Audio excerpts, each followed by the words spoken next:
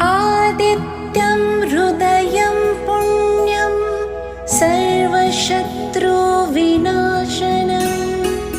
जयावहं जपं नित्यम् अक्षयं परमं शिवम्।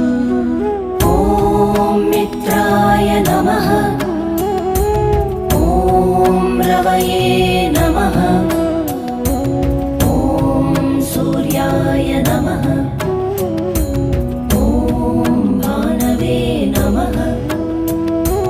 ॐ खगाय नमः। ॐ पूष्णे नमः।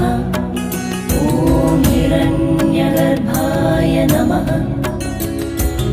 ॐ मरीचये नमः।